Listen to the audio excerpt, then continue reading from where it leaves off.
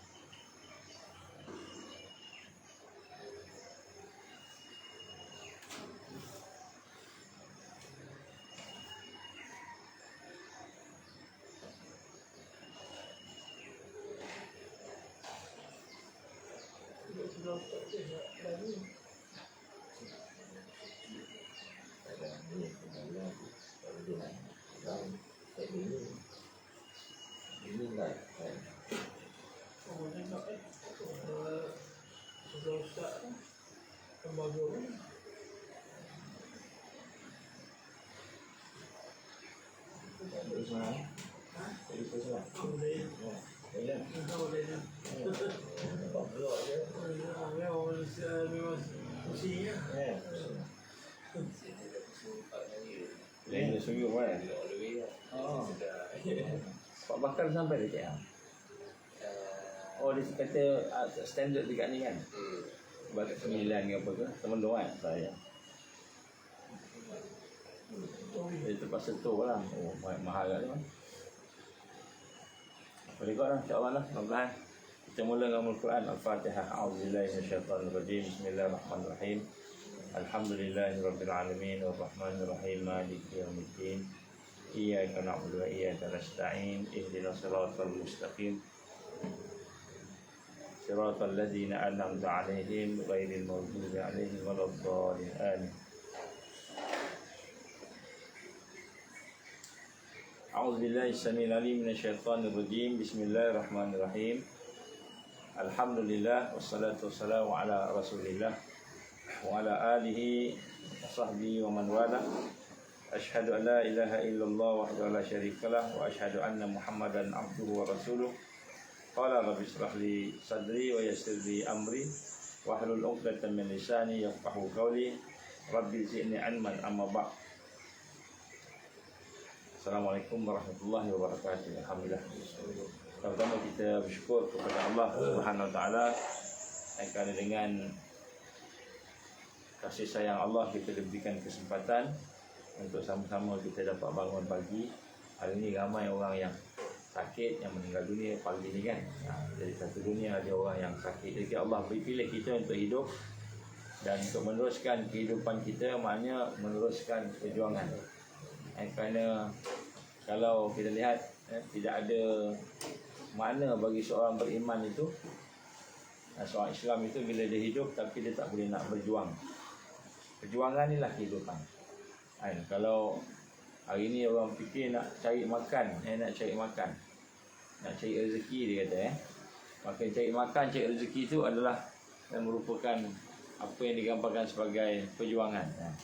Kalau orang pendidikan nak mengajar, satu perjuangan. Kalau orang bisnes, satu perjuangan. Jadi ada banyaklah perjuangan. Pagi-pagi lagi dah keluar, subuh-subuh dah keluar, sebelum subuh kadang dah keluar untuk nak meneruskan kehidupan dia. Maka di sinilah kita melihat bahawa maksud dan makna kehidupan itu ialah perjuangan. Kalau kehidupan itu tidak ada perjuangan, maka seolah-olah mati.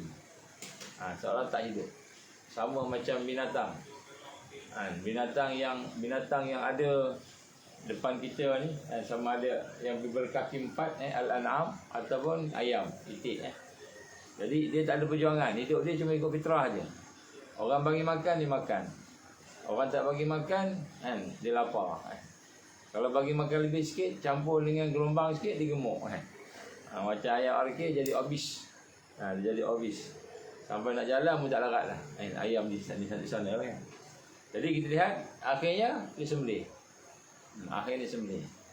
Jadi sekiranya kita tidak ada perjuangan, maka sebenarnya kehidupan kita tak ada makna.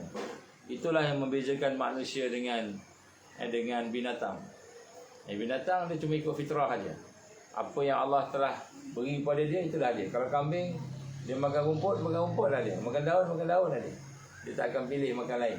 Dia tak komplain pun. Tak ada buat demonstrasi pun. Cuma dia bergerak banyak-banyak, ramai-ramai itu bukan demonstrasi kan. Itu sebagai perkumpulan dia. Jadi sebab itulah manusia ni digambarkan oleh Dr. Fatih Yakan kan, bahawa sesungguhnya manusia ni dia hidup dan dia berjuang. Kalau berjuang, maka barulah itu dia ada makna kehidupan dia. Dan perjuangan yang paling tinggi sekali ialah perjuangan untuk menegakkan Islam dalam diri kita, keluarga kita, dalam masyarakat kita, seterusnya ke seluruh dunia. Dan inilah yang digambarkan sebagai bagaimana Allah menggambarkan dia nak menjadikan dunia ini sebagai orang yang boleh memimpin, khalifah. Inni ja'ilun fil ardi khalifah. Maka untuk itu salah satu daripada jalan-jalan perjuangan yang Rasul sallallahu alaihi wasallam tunjuk pada kita ialah at-tarbiyah. Tarbiyah. Maknanya mendidik, pendidikan. Dan tarbiyah ni bukan macam mana difahami oleh sekular. Sekular faham tarbiyah, pergi kelas, duduk dalam kelas, jawab exam. Belajar macam-macam, tapi hanya sekadar nak jawab exam, itu sekular. Tak terfikir pun macam mana nak amal, macam mana kita nak amalkan ilmu kita.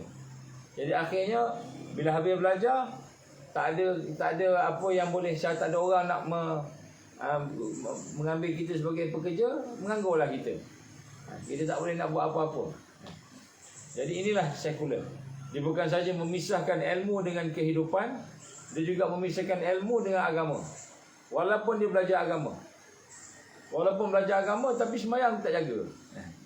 Walaupun belajar agama, akhlak tak jaga. Jadi terpisah. Ini sekular. Ini dasar sistem pendidikan yang ada. Sebab itulah kita lihat guru mengajar, kemudian selepas guru mengajar, anak-anak murid yang belajar habis tak ada, tak kenal pun. Cikgu tak kenal pun. Dia tanya nama cikgu pun tak tahu. Dan cikgu pun tak kenal anak murid. Kenapa? Tidak ada unsur-unsur tarbiyah yang sebenar. Dan unsur tarbiyah ni dia ada sentuhan hati. Dia ada perkongsian pemikiran. Dia ada bersama-sama melaksanakan apa yang telah kita belajar, yang kita tahu. Kalau contohnya di Madinah, kita lihat tarbiyah tu, dia bermula dengan Quran 10 ayat 10 ayat. Kata sahabat-sahabat 10 ayat baca, lepas tu tadabbur, lepas tu cuba melaksanakan dalam kehidupan. Inilah hakikat pendidikan. Pendidikan dia bukan hanya sekadar belajar-belajar boleh dapat jawab exam. Inilah perkara yang telah ditonjolkan oleh masyarakat yang berasaskan kepada mulkan Jabbariyah ini. Sebab itu dalam kaedah tarbiyah Nabi SAW dia mesti ada talaki juga. Talaki ni maknanya kita jumpa dengan guru kita. Mesti ada jumpa dengan guru, mesti ada murabbinya, mesti ada naqibnya kalau halaqah. Jadi mesti ada suatu suasana interaksi. Dan kemudian menjadi contoh. Orang yang diguru jadi contoh. Kalau falsafah barat, do what I teach, but don't do what I did. Buat apa yang aku cakap, aku ajar, tapi jangan buat apa yang aku buat. Jangan tiru. Jadi sebenarnya itu adalah satu kaedah sekular. So inilah yang kita telah dapat daripada sistem pendidikan pada hari ini, sehingga melahirkan orang yang cerdik, pandai, mungkin akalnya itu boleh berfikir, tapi hatinya kering, kosong. Dia tak boleh berfikir. Banyak perkara berlaku di hari ini menyebabkan hidup kita menjadi huru-hara. Sebab itulah kita nak memahami bahawa tarbiyah itu adalah merupakan sebahagian daripada perjuangan yang perlu ditegakkan dalam kehidupan. Dan tarbiyah itu adalah merupakan satu yang menyentuh hati untuk kita meningkat. Dia bukan hanya sekadar kita baca-baca je. Sebab tu tak cukup dengan belajar dengan Syekh Google. Syekh Google tak cukup kan. Kita belajar daripada internet tak cukup, kerana dia perlu ada guru. Perlu ada orang yang membimbing dan memimpin. Barulah insya-Allah yang dia akan lahir dalam bentuk kehidupan. Barulah Islam tu jadi kehidupan. Kalau tak, Islam tu jadi teori je. Teori sahaja. Maka sebab itulah insya-Allah pada hari ini kita akan cuba tengok sedikit salah satu daripada aspek penting dalam tarbiyah yang merupakan satu perjuangan yang telah dibawa oleh Rasulullah sallallahu alaihi wasallam. Iaitu berkenaan dengan satu tajuk yang disebut muayyashah tarbawiyah. Muayyashah tarbawiyah ini maknanya kehidupan dan pergaulan yang mendidik. Kehidupan dan pergaulan-pergaulan yang mendidik. Jadi kehidupan dan pergaulan yang mendidik ini adalah merupakan salah satu daripada asas kepada tarbiyah dalam Islam. Maknanya kalau kita kata saya duduk dalam tarbiyah, tapi saya tak bergaul dengan sahabat-sahabat, tidak ada pergaulan yang saleh, tidak ada satu interaksi yang soleh dengan sahabat-sahabat kita ataupun dengan muallim kita, guru-guru kita, maka di situ tidak ada berlaku tarbiyah. Jadi muayasyah tarbawiyah ini adalah merupakan salah satu daripada asas dalam tarbiyah. Sebab tu kita tak sama dengan belajar kat universiti. Universiti itu kadang-kadang cikgunya tak kenal pun dengan pelajar-pelajarnya. Sekali belajar sampai 1000 orang, 500 orang di auditorium, dia seorang-seorang kat bawah masuk kelas, mengajar, tunjukkan slide dia, balik apa tu keluar. Lepas tu pelajar-pelajar pula siapa yang duduk sebelah dia kenal. Setakat dalam kelas saja. Dia baik dengan sahabat-sahabat dalam kelas je, lepas kelas habis tak jumpa dah. Orang lain pula. Jadi yang dia belajar tidak boleh diamalkan. Kalau dia belajar sesuatu yang bersangkut dengan kehidupan. Jadi sebab itulah ada satu tajuk, satu perkara yang dititik beratkan oleh Rasulullah sallallahu alaihi wasallam yang digambarkan sebagai muayasyah tarbawiyah ini, iaitu kita pergaulan, interaksi, perbualan yang mendidik, dan di sinilah merupakan perkara yang amat penting. Kerana kita lihat, kita bukan saja mahu menyampaikan, tetapi sebenarnya kita mahu melaksanakan, mengamalkan. Jadi sebab itulah untuk kita melaksanakan tanggungjawab dan amanah itu mesti ada proses muayasyah. Proses muayasyah ini adalah proses untuk kita bergaul bersama-sama, bukan duduk seorang-seorang, bukan duduk kita pentingkan diri kita dalam kehidupan kita ni, kita aja. Jadi sinilah kita lihat bagaimana Nabi menggambarkan dalam hadisnya, hadis riwayat Imam Muslim sahih, kata Rasul sallallahu alaihi wasallam, tidaklah seorang hamba yang diberikan tanggungjawab menjaga kebaikan, kebajikan rakyatnya, kemudian dia mati sedangkan dia menipu rakyatnya, melainkan Allah mengharamkan baginya bau syurga. Di sinilah digambarkan bagaimana pemimpin itu dia kena bergaul dengan masyarakat, dia kena bersama dengan masyarakat, dia kena bersama dengan orang yang dididik. Tak boleh didik seorang-seorang. Kenapa? Kerana dia akan membuat sesuatu yang dalam bentuk penipuan-penipuan. Dan sebab itulah muayasyah ini adalah merupakan kerja para rasul. Para rasul yang dikatakan dakwah tu bukanlah dakwah ceramah, semata-mata ceramah, semata-mata tazkirah, bagi kuliah subuh, kuliah maghrib, tapi tidak bertemu, tidak bergaul dengan orang yang didakwah tadi. Dan sunnah Rasulullah sallallahu alaihi wasallam, maka Nabi menggambarkan dalam satu hadisnya yang lain, diriwayatkan oleh dalam Sahih Jami', ada dalam riwayat Imam Muslim dan beberapa imam yang lain, orang mukmin yang bergaul dengan manusia dan bersabar dengan perkara yang disakiti lebih baik daripada mukmin yang tidak bercampur gaul dengan manusia dan tidak bersabar dengan perkara yang disakiti. Jadi memang bila kita bergaul tu adalah terasa hati, adalah silap salah di sana sini. Jadi Nabi gambarkan orang yang bergaul dengan manusia dan bersabar itu adalah merupakan orang yang lebih baik daripada orang yang tak bergaul, yang tidak bersama-sama dengan lain. Jadi sebab tu kita nak buang sifat selfish. Selfish ni apa? Pentingkan diri kita sendiri. Pentingkan diri kita sendiri. Jadi manusia sallallahu alaihi wasallam, kata Rasulullah sallam dia sentiasa bersama dengan sahabat-sahabatnya.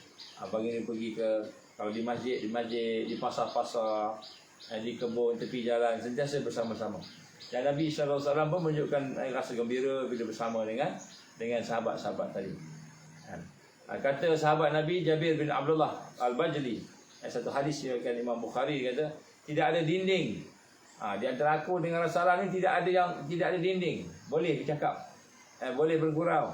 Sejak aku masuk Islam, baginda sentiasa melihat aku, maka dia akan sentiasa tersenyum.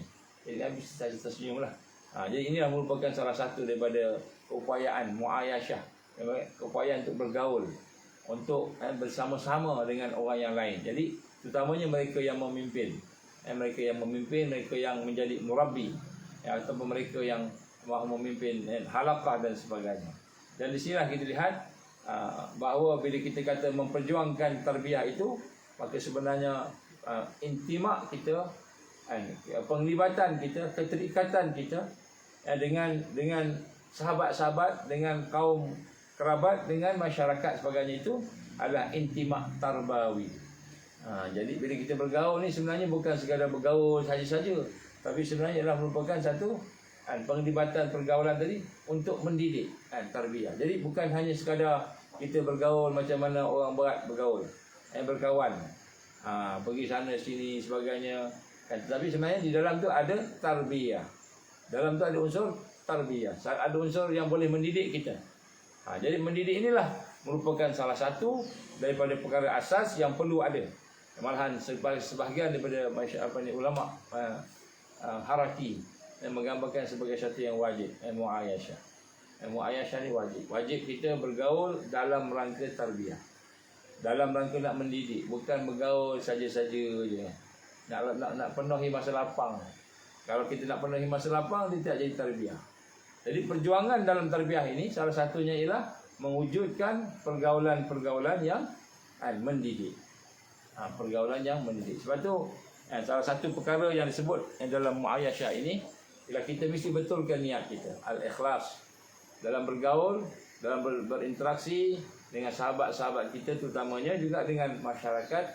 Kita ada niat untuk memimpin diri kita kepada Allah dan memimpin sahabat-sahabat kita kepada Allah Subhanahu Wa Taala.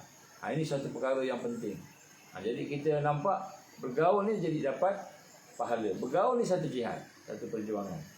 Bersabar dalam pergaulan satu perjuangan. Jadi kita ingat semayang aja, nampak maknanya tarbiyah ni semayang aja, ibadah aja, Quran sahaja, kita ingat macam itu. Rupa-rupanya bila Allah gambarkan bahawa Islam ni adalah satu yang menyeluruh, bahawa bergaul itu pun rupanya jihad juga, perjuangan juga. Ya ayyuhallazina amanu udkhulu fisilmi kaf. Wahai orang beriman, masuklah dalam Islam secara semuanya, kafatan, sempurna. Wala tattabi'u khutuwati syaitan. Jangan kamu ikut jejak langkah syaitan, rancangan syaitan. Innahu lakum aduwwum mubin. Jadi itulah musuh kamu. Jadi salah satu perkara yang dipelopori, yang disukai ataupun yang kita kata yang dicadangkanlah oleh syaitan, bergaul kerana ada kepentingan. Kenapa pergi sini? Ada kepentingan projek. Ada projek baru jumpa, tak ada projek tak jumpa. Ada kepentingan keuangan baru jumpa. Jadi rupanya dalam tarbiyah ini pergaulan itu sebahagian daripada tarbiyah. Jadi pergaulan kita. Jadi bila kata tarbiyah tadi, maka di sinilah disebut muayyashah tadi, sebenarnya adalah untuk kita lebih mendekati sahabat-sahabat kita, menggerakkan taulan kita tadi dalam rangka untuk kita supaya dapat membina kekuatan. Jadi sebab itu dalam muayyashah ni ada 3 perkara berlaku. 3 perkara berlaku. Yang pertama sekali ialah proses tahliyah. Proses tahliyah ni menghiaskan diri kita ini dengan satu sifat karakter yang ijabiyah, yang positif. Kita jadi contoh kat orang.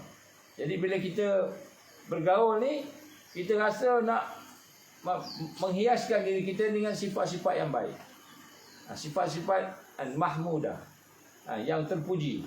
Dan di situlah kita kata nak menjadi contoh. Sebab tu salah satu rukun kepada tarbiyah adalah murabbi misali. Jadi kita kata pendidik yang boleh menjadi contoh. Dia bukan sekadar cakap, tapi dia boleh buat apa yang dia cakap. Ini paling penting sekali lah, sebagai arkan, salah satu daripada rukun tarbiyah. Jadi barulah berlaku proses peningkatan. Kalau kita sebut semalam, kita ada tak lama dah sebelum berlaku peperangan besar, Al-Malhamah Al-Kubra. Tak lama dah sebelum perancangan jahat mereka nak laksanakan ke atas umat Islam terutamanya. Mereka nak buat macam-macam, digital ID, digital currency. Mereka dah mula pun sekarang ni memperkenalkan virus yang baru, yang banyak sekarang ni, dan kat Malaysia ni pun dah dikata dah ada dah. Omicron ke apa yang baru ni, ada satu nama tu. Dan kemudian dia akan tebalkan pula dekat Eropah, virus baru dan sebagainya, yang semua tu ada dia punya pattern dia. Maknanya virus ni dibuat dalam makmal. Jadi bila mereka melaksanakan kerja-kerja jahat, perancangan jahat tadi dengan biological weapon, chemical weapon sebagainya, maka pada masa itu kita akan melihat kita berada dalam keadaan yang payah dan susah, sama ada dalam keadaan secara langsung atau tidak langsung.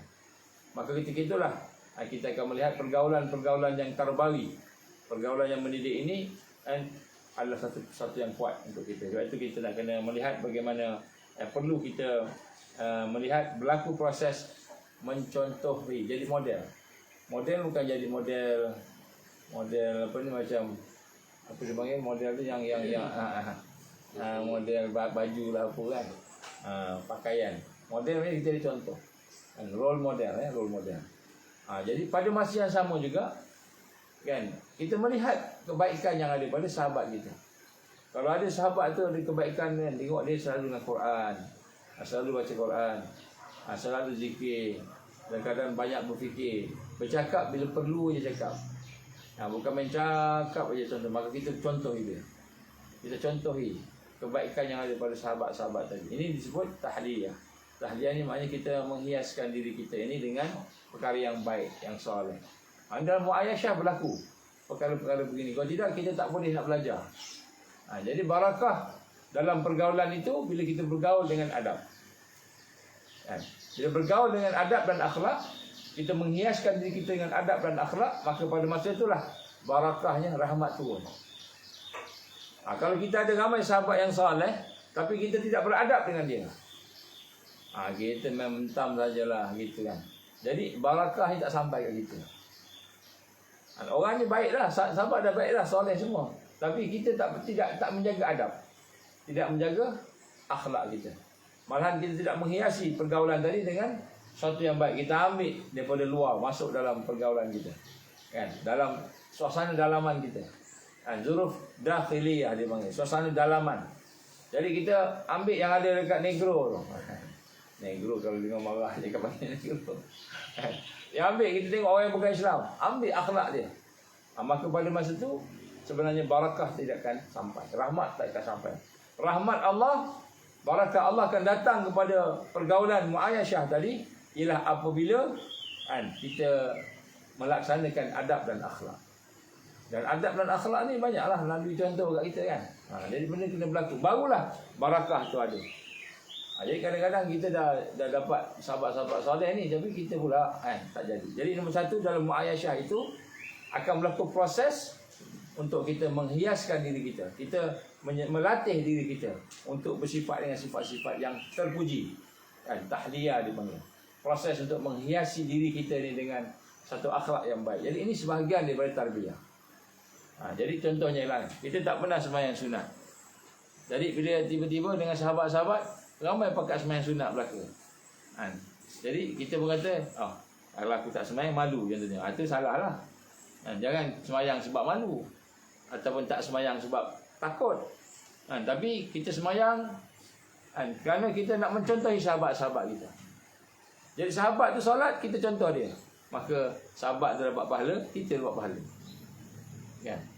Sahabat baca Quran, kan? Kita tengok dia baca Quran, ada masa lapang baca Quran, Bismillahirrahmanirrahim, dia nak cuba khatam secepat mungkin. Kemudian dia baca pula, dia ada masa dia tadabbur. Kita tengok bagus sifat dia, tapi kita tak mengambil pelajaran.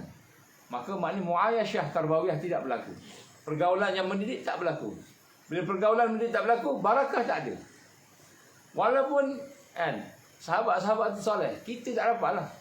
Kita tak dapat. Jadi sebab tu di dalam pergaulan ini, di dalam itu ada tarbiyah, ada pendidikan. Ini kita kena faham. Supaya barakah. Sebab itulah Imam Ghazali rahimahullah menggambarkan, mungkin kita bersama dengan orang paling soleh sekali di dunia ni, paling baik sekali, tapi bila kita melaksanakan pergaulan dengan tidak beradab, tidak berakhlak, maka pada masa itu barakah yang tersekat, cahaya yang tersekat, rahmatnya tersekat. Inilah perkara nombor satu, kita sebut muayashah tarbawiyah. Ini maknanya kita nak kena tengok balik pergaulan kita dengan sahabat-sahabat kita. Kemudian yang kedua, proses yang berlaku ketika muayashah itu ialah proses disebut takhliyah. Takhliyah ni maknanya kita mengosongkan, membuang perkara-perkara yang negatif dalam diri kita. Jadi kita proses juga nak buang benda yang negatif, benda yang negatif dalam diri kita. Jadi kita tahu bila kita tengok sahabat-sahabat kita ada benda-benda yang soleh tadi. Jadi ada benda yang tak elok kat kita, maka kita membuang. Jangan terasa hati pula kan. Jangan terasa hati. Dia baik, aku tak baik kan. Jadi kita terasa hati pula. Jangan terasa hati. Jangan, dalam tarbiyah ni tak ada terasa hati. Tak ada terasa hati. Hati yang disentuh untuk merasai sesuatu ada, tapi terasa hati nak tinggal sahabat apa tak ada. Jangan. Itu sebenarnya bisikan syaitan. Kita tengok sekarang tuan-tuan. Kan mula-mula dulu kan kita dengan sahabat kita rapat ramai datang kan, bincang sungguh-sungguh kan. Lepas kan mungkin beberapa ketika hati kita mula rasa macam kan jauh dan keras, tak teringat sahabat-sahabat balik. Jadi sebenarnya itu adalah merupakan bisikan syaitan. Syaitan dia halang kita. Malahan kasar syaitan pada sahabat-sahabat kita ni. Sampai mereka nak datang perjumpaan pun macam-macam berlaku. Masa tersebut. Kan pernah berlaku kan di kalangan sahabat-sahabat kita bila buat program ni, masa itulah anak sakit. Berlaku.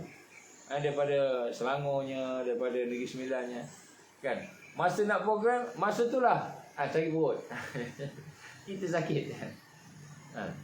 Jadi sebenarnya benda-benda ni adalah merupakan salah satu daripada ujian Allah. Sejauh mana kita benar-benar untuk bersama dengan orang yang soleh tadi. Sejauh mana?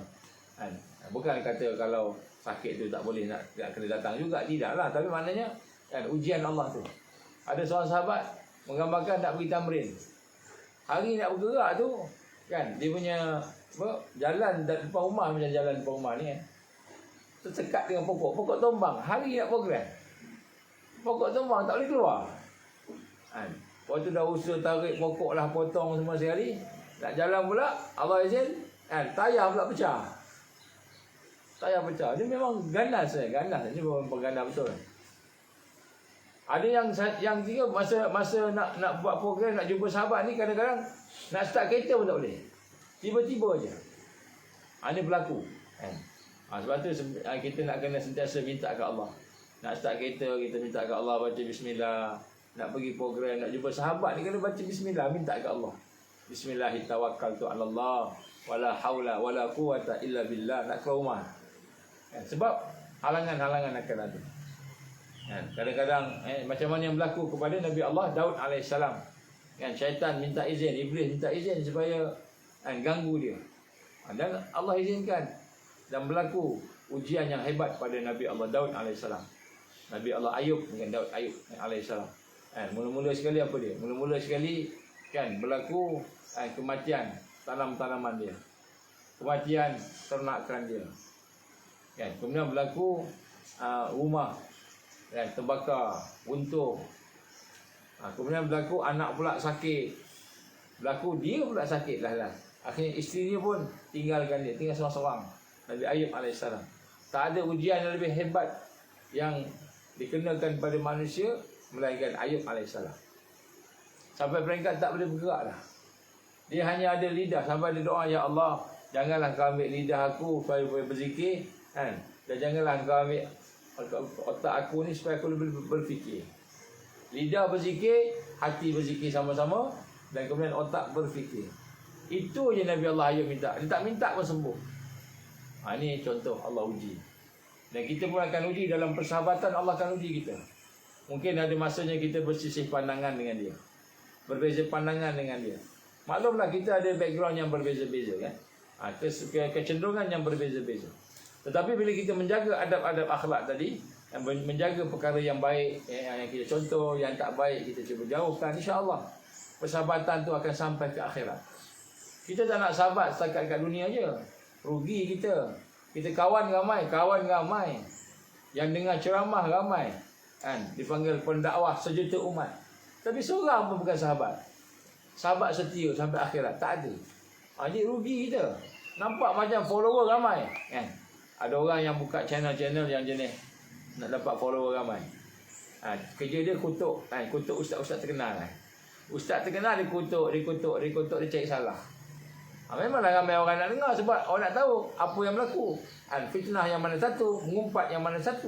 Memang orang ramai. Syaitan suka kan.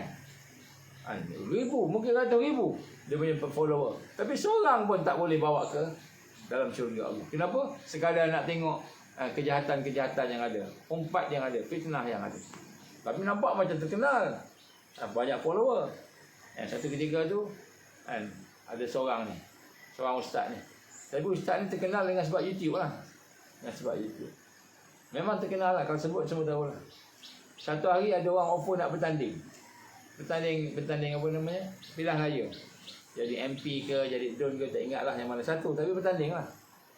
Kan, jadi dia fikir diri dia dah hebat lah, terkenal lah. Kan, ratus ribu. Dia punya follower dia ratus ribu. Kan, jadi bila cakap macam tu, boleh kau menang bertanding. Boleh tanya dengan dia, kamu terkenal ni kat mana? Orang kenali kamu kat mana? Pernah tak menyantuni rakyat?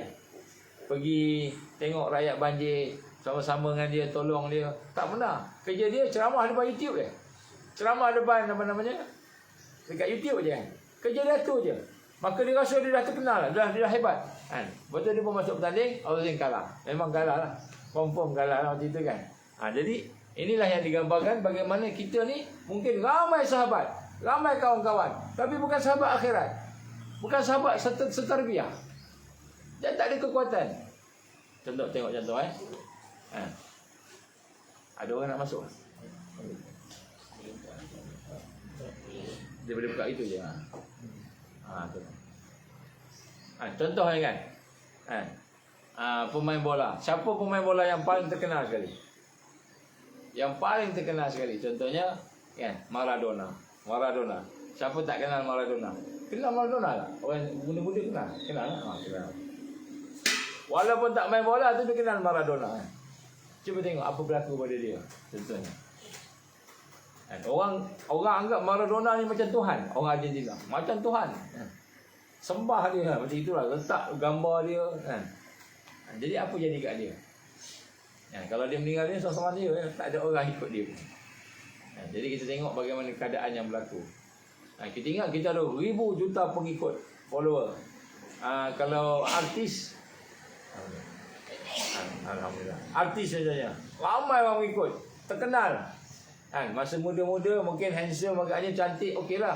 Bila dia dah jadi tua, dah tak laku dah, habis. Masa muda-muda, ratus ribu agaknya pengikut dia. Jadi ramai orang suka kita, tapi sekadar suka gitu, bukan seorang yang betul-betul boleh membawa sama-sama untuk mendapat redha Allah.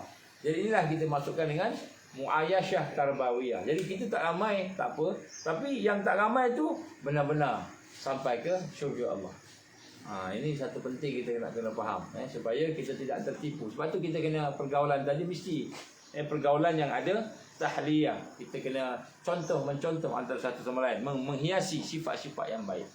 Kemudian pada masa yang sama, takhliyah. Takhliyah ni apa? Takhliyah ini ialah kita membuang perkara-perkara yang buruk. Jadi kita tengok, kita contohlah jadi cermin. Sebab tu Nabi gambarkan sahabat sebagai cermin kan. Jangan kita terasa hati, jangan kita mudah sangat kita nak berpisah-pisah dengan sahabat-sahabat kita. Sebab tu dalam Islam ni kita kena sayang sahabat-sahabat kita. Yang ketiga ialah tanmiyah. Tanmiyah ni ialah kita melihat kebaikan ada pada dia, kemudian kita nak tolong bantu supaya kebaikan itu, potensi itu meningkat. Tengok sahabat kita, dia ni bagus bahagian komputer contohnya. Kita pun tolong dia supaya dia boleh meningkat komputer dia, kepakaran dia. Ataupun dia ni seorang yang suka dengan tanaman, kita sama-sama bantu dia. Jadi dia membawa kepada apa yang digambarkan sebagai ta'awun. Ta'awun ni apa? Kita tolong-menolong. Tolong-menolong untuk membantu dia meningkatkan diri dia, potensi. Jadi muayyashah tarbawiyahnya dia ada konsep kan, untuk menyuburkan potensi. Jadi bagi seorang murabbi contohnya, dia akan tengok siapa di kalangan anak-anak didik dia itu yang ada apa? Yang ada potensi-potensi tertentu, dia akan gilap. Sebab tu setiap kita ni mesti ada kemahiran, mesti ada takhasus. Takhasus bahasa Melayu specialization, pengkhususan. Pengkhususan mesti ada. Contohnya seorang ni bahagian keselamatan, seorang ni bahagian tanaman, seorang ni bahagian. Jadi semua pengkhususan itu digabungkan, barulah kita boleh membentuk sistem dan kekuatan. Jadi kita jangan semua pakat semua okey je. Kan semua okey tapi tak ada satu pun yang khusus. Jadi telah ulama-ulama haraki telah menggariskan apa yang kita perlukan dalam untuk kebangkitan ini. Dah garis, dah ada dah. Contohnya kita kata perlukan kepada bahagian komunikasi ya, campur Inggeris dengan Melayu. Komunikasi. So, komunikasi ni mesti ada wartawan, mesti ada orang yang boleh menulis, orang yang boleh editor, Jadi benda-benda macam ini ada seorang, dua orang, satu kumpulan takhasus. Yang ini pula bahagian technical, science, teknologi. Ini takhasus digabungkan membentuk satu sistem yang berasaskan al-iman dan taqwa. So bila berasaskan iman taqwa, maka dia akan membentuk satu sistem Islam yang akan boleh digunakan untuk bangkit. Ini adalah antara perkara yang telah dibuat juga oleh Rasulullah sallallahu alaihi wasallam. Cumanya masa zaman Nabi dulu tidaklah macam sekarang ni ada banyak sangat pengkhususan. Kalau sekarang ni engineering contohnya, dah ada banyak sangat, ada biomedical engineering, ada chemical engineering, ada bioengineering kan. Ada material engineering, mana macam-macam engineering macam-macam. Kan ada dia panggil apa? Yang laut tu, marine engineering kan. Kalau bahagian makanan, food engineering, ada macam-macam. Tak khusus. Jadi zaman Nabi SAW tak banyak keperluan, tak sampai peringkat tu. Kan, jadi apa yang ada? Bahagian bisnes. Maka sahabat-sahabat yang pakar bahagian bisnes, trading, kan, bahagian import export. Macam Abdurrahman bin Auf, dia pakar bahagian trading dan juga bahagian import export. Dia punya perniagaan dia bukan sekadar kurma ni, makanan. Perniagaan dia sampai peringkat jual beli emas dan intan belian. Jadi itu Abdurrahman bin Auf. Begitu juga dengan orang-orang yang lain. Bahagian pertanian, sahabat-sahabat pertanian, takhasus pertanian. Jadi di sini kita lihat dalam muayasyah tarbawiyah ini, pergaulan yang mendidik ini, maka kita sama-sama melihat potensi yang ada pada sahabat-sahabat kita tu, dan kemudian kita gilap dia, kita bantu dia supaya dia menjadi lebih pakar, lebih mahir, dan akhirnya dia akan memimpin satu daripada aspek perjuangan yang ada. Kalau kita tengok kebanyakan daripada gerakan-gerakan Islam yang ada di akhir-akhir ini dipimpin bukan oleh ustaz-ustaz yang lulusan Al-Azhar ataupun lulusan Madinah, tapi dipimpin oleh ustaz-ustaz yang ada engineering yang menggerakkan. Contohnya macam siapa namanya, Mustafa Masyhur, dia seorang mathematician, seorang physics, tapi dia pakar bahagian agama pun dia tahu juga kan. Abdul Azam, Syekh Abdul Azam Syahid pun seorang engineer. Sebut dia, mana yang menggerakkan mana-mana di dunia ni, kita berarti dia ada sains dan dia ada agama. Agama datang daripada tarbiyah, sains datang daripada yang dia belajar. Tapi kalau yang belajar tak diikat dengan tarbiyah, dia jadi sekular. Jadi kita lihat kebangkitan yang ada di besok adalah kebangkitan bukan hanya semata-mata satu bidang saja, tapi dia mesti digabungkan bidang agama dengan bidang sains, bidang agama dengan bidang kehidupan sosial. Macam Imam Ghazali. Imam Ghazali dia bukan saja pakar dalam bahagian ibadah, fiqh dan sebagainya, dia juga pakar bahagian social science, masyarakatan. Sebab tu dia boleh pergi kepada masyarakat dan boleh menyampaikan. Anak murid Imam Ghazali, Syekh Abdul Qadir Jalani rahimahullah, tu anak murid Imam Ghazali rahimahullah. So dia juga bukan hanya pandai bahagian berceramah. Kita ingat dia ni ceramah sufi, tasawuf contohnya. Dia bisnes, dia ada trading. Saya jumpa dengan anak cucu dia. Cucu dia yang ke berapa dah? 17 ke gitulah. Dia punya generasi tu kan. Dia kata kerja Syekh Abdul Qadir Jalani ni dari sudut dia punya ekonomi, dia businessman, trading. Dia ada hantar kapal import export. Syekh Abdul Qadir Jalani. Tapi dakwah dia tu hebat. Dakwah dia hebat. Dia punya proses tazkiyah tu hebat. Digambarkan oleh pelajar-pelajar dia. Kalau dia berceramah tu, ribu orang dengar. Dia punya suara boleh sampai ke belakang, sampai orang yang belakang sekali. Kemudian digambarkan oleh mereka yang pernah pergi dalam dia punya tulisan-tulisan oleh anak-anak murid dia kan, nota-nota dia kan. Dia kata, aku pergi ke kuliah Syekh Abdul Qadir Jalani, dia kata. Bila aku pergi ke sana, apa yang aku cakap dalam hati aku, nak sebut, nak tanya soalan, dijawab oleh Syekh dalam ceramah dia. Kalau katakan seorang tu, dia baru pertama kali dengar ceramah Syekh Abdul Qadir Jalani, kan, rahimahullah. Dia pergi, kan, dia nak taubat pada Allah. Maka Syekh akan cerita pasal taubat. Khas untuk orang tu, cerita pasal taubat. Dia cakap taubat sekian, sehingga setiap yang datang tu tersentuh. Ini semua hubungan hati dia antara seorang alim dengan orang-orang yang datang tadi. Dia sentuh terus. aku akan tersentuh. Dan bila tersentuh, aku akan berubah.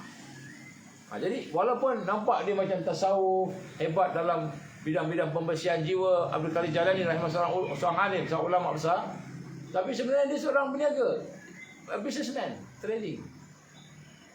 Sebab tu beza kat sini, kat tempat kita ni, ustaz-ustaz bagi ceramah, kan, minta duit. Minta duit apa? Kan, untuk madrasah lah, untuk apa namanya, duit minyak lah, kan. Sampai ada yang panggil ustaz sampul kan. Malu sebenarnya nak ambil sampul ni. Ustaz sampul tu panggil. Jadi ceramah, salam, sampul. Sampul. Kita tak nak macam itu sebenarnya kan. Kalau di Middle East ni, ulama-ulama besar, dia bagi ceramah, dia bagi kuliah, kitab anak murid tu dia belikan. Dia belikan kitab anak murid. Tengok anak murid tak ada kitab, dia tolong belikan. Sebab apa? Di belakang dia ada trading, ada bisnes. Jadi ulama-ulama di sana, dia tak berhajat kepada sampul surat daripada penganjur ceramah. Kita lain lah kat Malaysia ni. Kat Malaysia lain. Dan ilmu tu dia jadi macam jual beli. Inilah satu yang merugikan. Yang merugikan. Jadi sebab tu dalam pergaulan tadi, kita nak kena ada kekuatan. Sebab supaya kita boleh membantu, menolong sahabat-sahabat kita, supaya ada potensi tu, kita tengok, perhati, kan, oh dia ni bagus lah bahagian ni, maka kita tolong dia, bagi dia meningkat. Barulah jadi muayashah tarbawiyah. Barulah jadi satu pergaulan yang boleh mendidik. Kalau tidak, kita ingat, kan, biasa je, tak ada apa. Kita ingat, sekadar cakap-cakap je. Itu sekular lah. Jadi sebab itulah kita kena lihat dengan muayashah yang begini, pergaulan, interaksi yang seperti ini, maka ketika itulah maka kita boleh membangunkan muasafat tarbawiyah. Kita kata sifat-sifat yang baik yang ada pada tarbiyah. Baru kita boleh meningkatkan diri. InsyaAllah, akhirnya kita akan melihat, kita akan terbina kekuatan orang-orang yang boleh tajdid melaksanakan kebangkitan Islam, insyaAllah. Dan sebab itulah di dalam tarbiyah ini dia ada dipanggil tauzif. Tauzif ini adalah tugas. Tugas. Kalau kita sebagai pemimpin, kita bukan hanya cerita-cerita, tapi kita kena ada tugasan. Diberi tugasan. Kenapa dia bagi tugasan? Sebab nak mendidik dan membina. Tugasan tu bukan untuk dapat gaji dan duit dan sebagainya. Walaupun mungkin ada di situ dapat gaji dan dapat duit, tapi sebenarnya tugasan itu adalah merupakan proses untuk membina kekuatan tadi. Itu dalam pergaulan tadi ada unsur-unsur tauzif tadi. Kita berikan tugasan supaya tugasan itu betul-betul boleh membina, kita kata potensi-potensi yang disebutkan tadi. Dan inilah disebut sebagai tanmiyah wal irtiqa, iaitu kita menyuburkan dan mengembangkan potensi-potensi yang ada. Potensi yang ada pada kita. Kita kata skill yang kecenderungan. Ada orang dia boleh bercakap, ada orang dia boleh menulis, ada orang dia boleh bekerja, ada orang jenis emosi kuat, ada orang jenis pemikiran yang akal dia kuat. Jadi macam-macam. Ada orang jenis fizikal yang kuat. Di sinilah kita lihat, sehingga akhirnya akan meningkatlah kita dalam perkara-perkara tersebut, insya-Allah. Jadi dalam hal ini maka ada beberapa langkah-langkah untuk muayashah ni. Ada 5 perkara yang kita nak kena tengok sebagai panduan kita. Yang pertama sekali, dalam kita nak bergaul yang boleh mendidik tadi adalah disebut at-taqarub. At-taqarub ni maknanya kita bergaul dengan sahabat kita, sama ada kita ni murabbinya ke, mutarabbinya ke, orang yang mendidik atau orang yang didik tadi, mestilah ada satu perkara yang kita sebut mafatih nufus. Sama. Mafatih nufus ni kunci-kunci untuk nak membuka jiwa, menyentuh jiwa. Sebab apa? Kita ada perkara yang kita nak sampaikan, yang nak kita bina tadi. Jadi di sini kita lihat takarub kita dekat dengan sahabat tadi, bukan hanya sekadar dekat dengan dia sebagai sahabat, kawan-kawan kita, tapi sebenarnya dalam rangka nak menyentuh hati, mendekatkan dia dengan Allah Subhanahu wa taala. Itu dipanggil at-taqarub. Dengan sahabat nak dekat sahabat. Dengan murabbi, dengan mutarabi kita nak dekat. Kenapa? Kerana kita nak membina kekuatan tadi. Yang kedua at-tarbiyah wal bina. Jadi dalam muayashah tadi kita nak didik dia dan membina. Yang pertama nak dekati, taqarrub, memenangi hati dia, sahabat-sahabat ni. Kemudian yang kedua nak membina, at-tarbiyah wal bina. Kita nak didik dia dan bina dia. Ini adalah perkara yang kedua, yang mana bila kita bergaul tadi dalam rangka nak mendidik dan membina. Yang ketiga disebut al-ihtimam wal inayah wal riayah.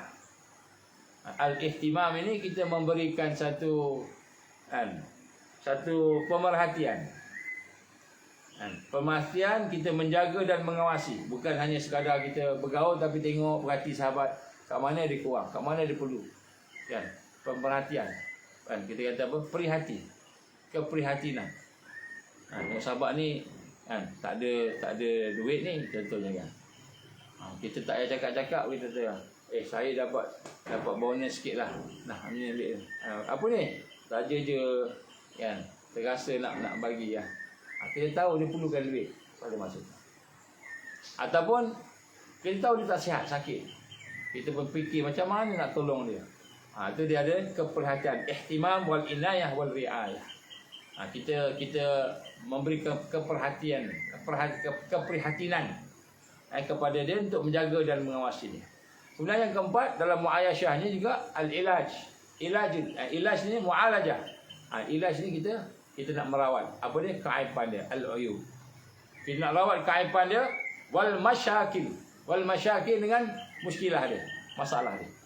Jadi yang seterusnya langkah nak muayashah ni bukan saja kita nak bina dia, tapi nak tengok ada masalah ke dia, kita nak tolong selesaikan masalah dia. Ataupun ada tak keaiban dia, kelemahan dia, kita nak cuba baiki, rawat. Kita sebut mu'alajah al-uyub, merawat keaiban. Jadi dalam muayashah tu ada proses untuk merawat keaiban, untuk merawat kelemahan tadi. Dan kemudian at-tanmiyah wal iltiqa, yang terakhir tadi sebut tadi lah, kita membina dan membangun potensi dia, kekuatan-kekuatan dia. Dari sinilah kita lihat bagaimana keadaan yang penting untuk kita sama-sama merasakan keperluan kita untuk bergaul, berorientasi dalam rangka tarbiyah. Dan ini sebahagian daripada perjuangan. Jadi bergaul berjuang, sebab tu kita bermusafir ni contohnya salah satu daripada mewujudkan muayashah, bermusafir. Jadi bermusafir ni banyak tidur je kan, tak banyak bercakap kan, sama macam duduk bilik ya. Kena bergaul, kena bermusafir sama-sama. Sayyidina Umar kata apa? Apabila kita nak mengenali sahabat kita, maka ajak dia musafir. Bila musafir pun nampaklah, buat kenal lah kan, masa susah macam mana dia, masa senang macam mana dia kan, masa dia dalam keadaan leka ke lalai ke macam mana. So kita boleh faham, boleh kenal. Di sini kita lihat bagaimana kenapa, kerana muayashah itu, pergaulan itu bukan sekadar sama-sama satu sekolah, sama-sama satu pejabat, sama-sama satu kawasan kita pun bergaul. Tapi pergaulan itu ada tarbiyah di situ. Dia ada pendidikan. Jadi barulah pendidikan mempercepatkan kita dalam rangka untuk kita membina kekuatan dan kebangkitan, insya-Allah. Itulah insya-Allah sikit sebanyak untuk hari ini. Mudah-mudahan apa yang kita bincangkan ni kita dapat faham. Rupanya Islam ni dia bukan hanya semayang aja, bukan puasa aja, tapi salah satu benda yang penting adalah tarbiyah. Dan tarbiyah itu dia bukan cakap je, bukan ceramah, tapi tarbiyah itu satu yang dilaksanakan, satu yang kita kena proses berlaku dalam kehidupan kita. Barulah betul tarbiyah itu melahirkan apa yang digambarkan sebagai orang yang berjuang, al-mujahid, orang yang berjuang, ataupun murabitun, orang yang mengikat dirinya dengan perjuangan. Jadi barulah lahir begitu. Dan baru nampak orang macam ini. Inilah yang Nabi buat dulu. Sampaikan ada satu hadis Nabi SAW, bacakan satu hadis Nabi. Nabi kata apa? Nabi kenal dengan sahabat-sahabatnya, sehingga Nabi boleh cakap apa sahabat demi kelebihan-kelebihan sahabatnya. Dari Anas bin Malik radhiyallahu anhu, ini daripada hadis sahih. Rasulullah SAW pernah bersabda, ni nak tunjukkan Rasulullah berlaku muayashah. Orang yang paling pengasih kepada umatku, yang paling mengasihi umatku ialah Abu Bakar. Jadi Abu Bakar ini terkenal dengan kasih sayang. Abu Bakar. Orang yang paling kuat berpegang dengan agama, Umar. Yang paling kuat ni ramai-ramai ni, yang paling mengasihi sahabat-sahabat ni, umat ni Abu Bakar. Kata Rasul SAW. Maknanya Rasul kenal dengan Abu Bakar. Orang yang paling kuat, yang syadid dalam berpegang agama, Umar. Rasulullah tunjuk Umar. Dan orang yang paling adil, orang yang paling malu sekali, yang paling besar ada sudut dia sifat dia malu kepada orang lain. Malu, sebab malu ialah Osman. Osman ni pemalu orang. Jadi ada sahabat yang pemalu, bukan tak ada kan. Kemudian dia kata orang yang paling adil dalam menghukum. Adil dalam hukum, bijaksana berhukum dengan keadilan ialah Ali bin Abi Talib. Orang yang paling baik bacaannya, Quran, bacaannya baik. Nabi kata apa? Ubay bin Ka'ab. Kalau Ubay bin Ka'ab tak ada orang boleh lawan. Dia lah paling best sekali baca. Kemudian orang yang paling arif dalam hukum halal dan haram, halal haram, Muaz bin Jabal kata Rasulullah. Bagi hukum-hukum fiqh ni Muaz bin Jabal. Dia ni Allah bagi dia satu yang hebat bagi hukum-hukum. Kemudian yang paling tahu tentang hal-hal fardu, benda-benda yang wajib ni. Apa yang kena buat, yang wajib kena buat ni, aulawiyatnya, maka Zaid bin Sabit radhiyallahu anhu. Jadi Nabi kenal sahabat-sahabat seorang ni. Kemudian dia kata, ingatlah, setiap orang, setiap umat ada pemegang amanah. Setiap umat ada yang pegang amanah. Dan pemegang amanah umat ini umat Muhammad SAW ialah Ubaidah Al-Jarrah. Ubaidah Al-Jarrah radhiyallahu anhu. Sebab tu Ubaidah Al-Jarrah ni tak sempat menjadi khalifah. Dia antara orang yang akan dilantik jadi khalifah. Tapi tak sempat, dia syahid, dia meninggal dunia. Jadi Nabi kenal sahabat-sahabat seorang-seorang. Sebab kenapa? Kerana muayashah, pergaulan yang tarbawiyah berlaku.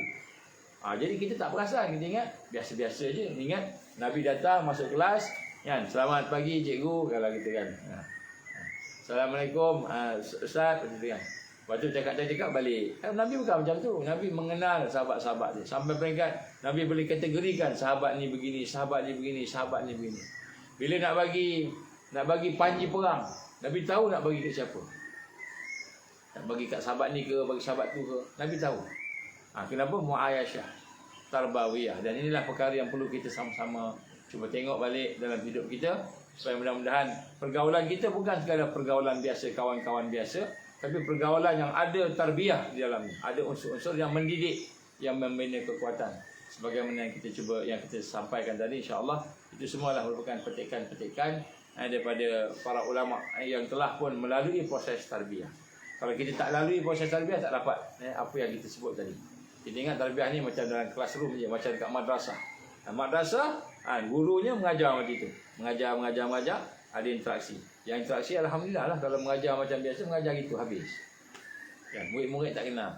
Tapi kalau yang guru-guru yang memang ada tarbiyah, dia akan mendalami, jumpa, cari pelajar-pelajar dia. Akhirnya boleh mengenal dan membina kekuatan, potensi yang ada pada pelajar-pelajar dia tadi, insya-Allah. Itulah insya-Allah sikit sebanyak sebagai perkongsian pada pagi ini. Mudah-mudahan Allah membuka satu gambaran yang jelas bahawa tarbiyah itu berjalan 24 jam. 24 jam. Dan tarbiyah itu berjalan di setiap ketika. Walaupun kita seorang-seorang, walaupun kita bersama dengan sahabat-sahabat kita, insya-Allah. Mudah-mudahan Allah ampunkan kelemahan kita. Mudah-mudahan Allah berikan kepada kita hidayah dan petunjuk dan beri kekuatan supaya sentiasa kita memahami jalan-jalan untuk membina kekuatan. Ribat fisabilillah, ikat di atas jalan Allah ini, dan untuk tajdid, yang melaksanakan tajdid, insya-Allah. Aku li qouli hadza astaghfirullahalazim li wa lakum. Insya-Allah kita tangguh dan baca tasbih kafarah dan surah Al-Asr. Tanya soalan. Kata-kata tarbiyah bukan segala-galanya. Tak. Tapi segala-galanya perlu kita baca.